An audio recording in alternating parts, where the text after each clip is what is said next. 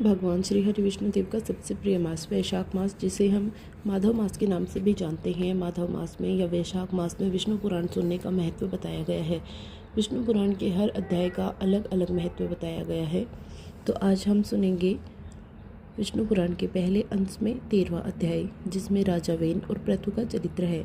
श्री पाराशर जी बोले, ही मैत्रेय, ध्रुव शिष्ट और भव्य को उत्पन्न किया। भव्य से शंभु का जन्म हुआ तथा शिष्ट के द्वारा उसकी पत्नी सुच्छाया ने रिपु और रिपुजन्य विप्र वकुल वृकतेजा नामक 5 निष्पाप पुत्र उत्पन्न हुए। उनमें से रिपु के द्वारा बृहति के गर्भ से महातेजस्वी चक्षुष का जन्म हुआ। चक्षुष ने अपनी भार्या पुष्यकर्णी से, जो वरुण कुल में उत्पन्न और महात्मा वीर प्रजापति की पुत्री मनु को उत्पन्न किया। तपस्वियों में श्रेष्ठ मनु से वेराज प्रजापति की पुत्री नडवला के गर्भ में 10 महातेजस्वी पुत्र उत्पन्न हुए। नाडवला से कुरु, पुरु और शतदुम्न तपस्वी, सत्यवान, सुचि, अग्निहोत्र, अतिरात्र तथा 9वां सुदुमन और 10वां अभिमन्यु, इन महातेजस्वी पुत्रों का जन्म हुआ। कुरु के द्वारा उसकी पत्नी आग्नेयी ने अंग, सुमना, ख्याति, क्रू, अंगिरा और शिबरी, इन 6 परम तेजस्वी पुत्रों को उत्पन्न किया। अंग से सुनीता के वेन नामक पुत्र उत्पन्न हुआ और ऋषियों ने उस वेन के दाहिने हाथ का संतान के लिए मंथन किया। ही महामुने, वेन के हाथ का मंथन करने पर उससे वेन्य नामक महिपाल उत्पन्न हुए, जो पृथु नाम से विख्यात हुए, जिनके प्रजापति के हित के लिए पूर्व काल में पृथ्वी को दूहा था। श्री मैत्रेय जी बोले, हे मुनि, परम ऋषियों ने वेन के हाथ को क्यों मथा और जिसके पराक्रमी पृथु का जन्म हुआ? श्री पाराशर जी बोले, हे मुने, मृत्यु की सुनीता नाम वाली जो प्रथम पुत्री थी, वह अंगों के पत्नी रूप में दी गई थी। उसी से वेन का जन्म हुआ था। हे मैत्रेय, वह मृत्यु की कन्या का पुत्र अपने मातामह और नाम दोष आदि के स्वभाव से दुष्ट प्रकृति हुआ।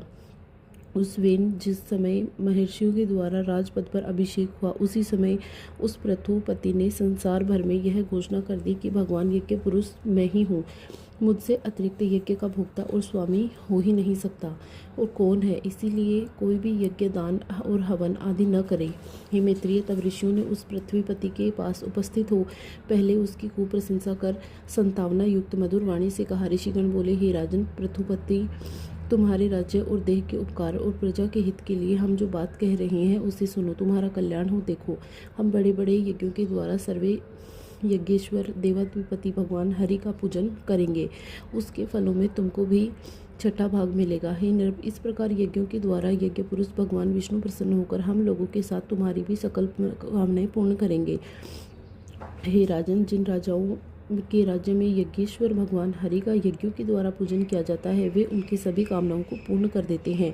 वेन बोला, मुझसे भी बढ़कर ऐसा और कौन है जो मेरा पूजनीय है, जिसे तुम यज्ञेश्वर मानते हो? और हरि कहलाने वाला कौन है? ब्रह्मा, विष्णु, महादेव, इंद्र, वायु, यम, सूर्य, अग्नि, वरुण, धाता, पूषा, पृथ्वी और चंद्रमा, इनके अतिरिक्त और कौन है? जितने भी देवता शाप और कृपा करने में समर्थ हैं, वे सभी राजा के शरीर में निवास करते हैं। इस प्रकार राजा सर्वदेवमय है। और हे ब्राह्मणों, ऐसा जानकर मैंने जैसी कुछ भी आज्ञा की है वैसा ही करो। देखो, कोई भी दान, यज्ञ और हवन आदि न करे।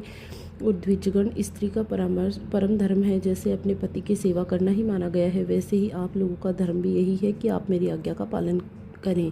ऋषिगण बोले, हे महाराज, आप ऐसी आज्ञा दीजिए जिससे धर्म का क्षय न हो। देखिए, यह सारा जगत हवि यज्ञ से हवन की हुई सामग्री का ही परिणाम है। श्री पाराशर जी बोले, महर्षियों के इस प्रकार बारंबार समझाने और कहने पर भी जब वेन ने ऐसी आज्ञा नहीं दी, तो वे अत्यंत क्रोधित और अमर्ष युक्त होकर आपस में कहने लगे, इस पापी को मारो मारो, जो अनादि और अनंत यज्ञ पुरुष प्रभु विष्णु की निंदा करता है। वह अनाचारी किसी प्रकार पृथ्वीपति होने के योग्य नहीं।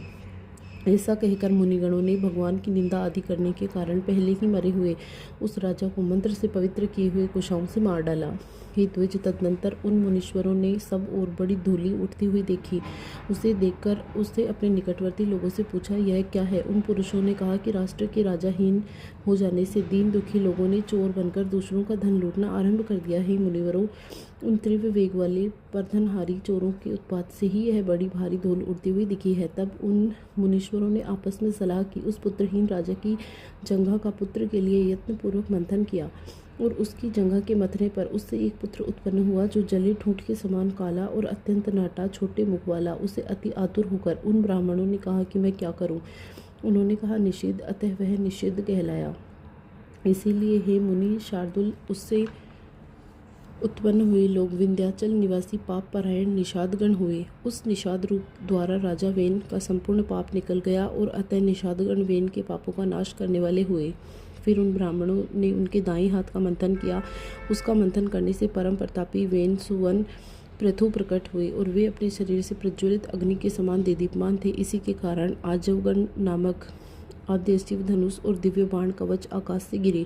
उनके उत्पन्न होने से सभी जीवों को अति आनंद हुआ और केवल सत्वपुत्र के जन्म लेने से वेन भी स्वर्गलोक को चले गए। इस प्रकार महात्मा पुत्र के कारण उनकी पुम अर्थात नरक से रक्षा हुई।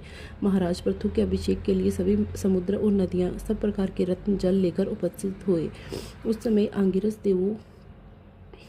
देवगणों के सहित पितामह ब्रह्मा जी और समस्त स्थावर जंगम प्राणियों ने वहां आकर महाराज वेन्य का राज्याभिषेक किया और उनके दाहिने हाथ में चक्र का चिन्ह देकर उन्हें विष्णु अंश ज्ञान पितामह ब्रह्मा जी को परम आनंद हुआ।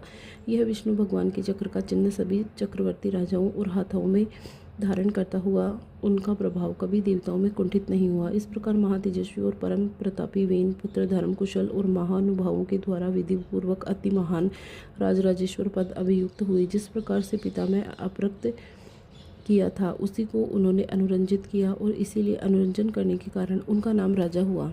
जब वे समुद्र में चलते थे तो तेज बहने से रुक जाता था, पर्वत उन्हें मार्ग देते थे और उनकी ध्वजा कभी भंग नहीं हुई। पृथ्वी बिना जोते बोए धान्य पकने वाली थी, केवल चिंतन मात्र से ही अन्न सिद्ध हो जाता था। गोई कामधेनु थी और पत्ते पत्ते में मधु भरा रहता था।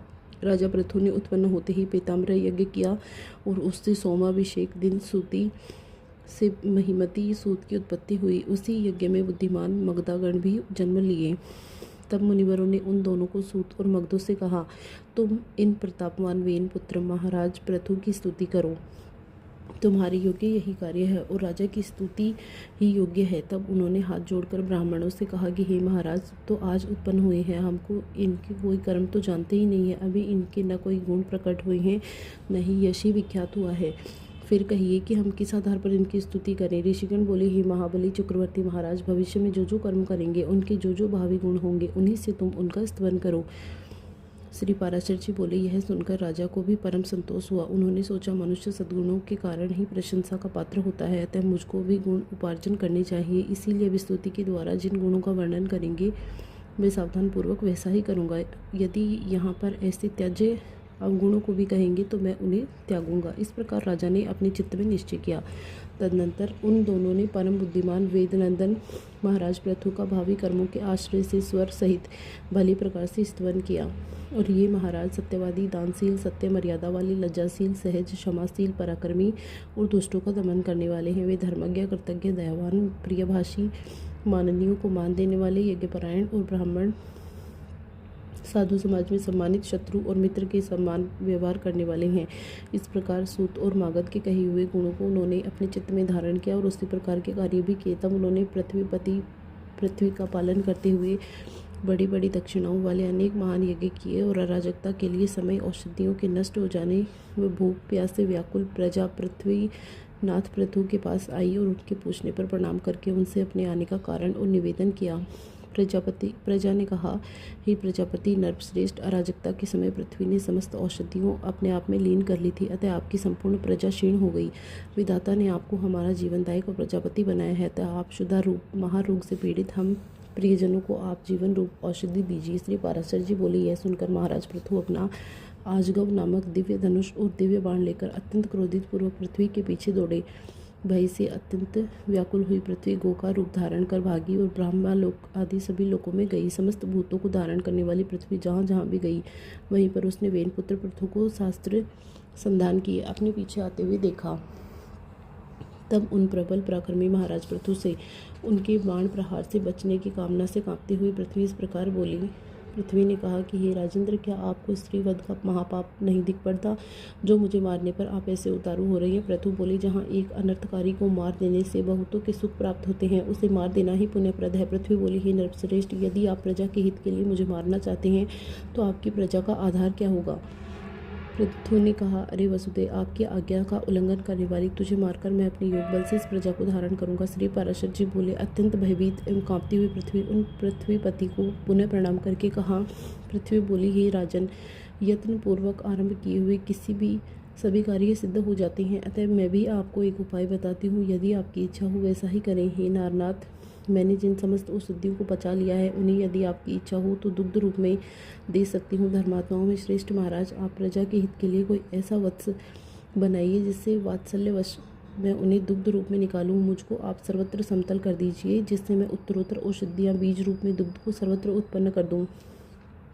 पराशर जी बोले। तब महाराज पृथु ने अपने धनुष की कोटियों से सैकड़ों हजारों पर्वतों को उखाड़ा और उन्हें एक स्थान पर इकट्ठा कर दिया। इससे पूर्व पृथ्वी के समतल होने से पूर्व ग्राम आदि कोई नियमित विभाग नहीं था। हे मैत्रेय, उस समय अन्न, गोरक्षा और कृषि व्यापार का कोई क्रम नहीं था। यह सब वेनपुत्र पृथु के समय से आरंभ हुआ है। हे ध्वजो, तुम जहाँ जहाँ भूमि समतल थी वहीं वहीं पर प्रजा ने निवास करना पसंद किया और सामयिक प्रजा का आहार केवल फल मूलादि ही था और औषधियों के नष्ट हो जाने से बड़ा दुर्लभ हो गया था।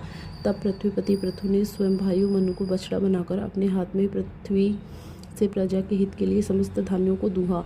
हे तात, उसी अन्न के आधार पर आज सदा प्रजा जीवित रहती है। महाराज पृथु प्राणदान करने के कारण भूमि के पिता हुए, इसीलिए उस सर्वभूतधारिणी को पृथ्वी नाम मिला। हे मुनि, फिर देवता, मुनि, दैत्य, राक्षस, पर्वत, गंधर्व, सर्प, यक्ष, पितृगण आदि अपने अपने पात्रों में अपना अपना अभिमत दूध दूहा और दूहने वाले के अनुसार ही सजातीय दोग्धा और वत्स हुए। इसीलिए भगवान विष्णु के चरणों से प्रकट हुई पृथ्वी ही सबको जन्म देने वाली और बनने वाली, धारण और पोषण करने वाली है। इस प्रकार पूर्व काल में वेन के पुत्र महाराजा पृथु ऐसे प्रभावशाली और वीर्यवान हुए। प्रजा का रंजन करने के कारण वे राजा कहलाए। जो मनुष्य महाराज पृथु के चरित्र का कीर्तन करता है उसका कोई भी दुष्कर्म फलदायी नहीं होता। पृथु का यह अत्युत्तम जन्म वृतांत और उनका प्रभाव अपने सुनने वाले पुरुषों और दुख स्वप्नों को सर्वदा शांत कर देता है। इसी प्रकार विष्णु पुराण के पहले अंश में 13वां अध्याय समाप्त हुआ।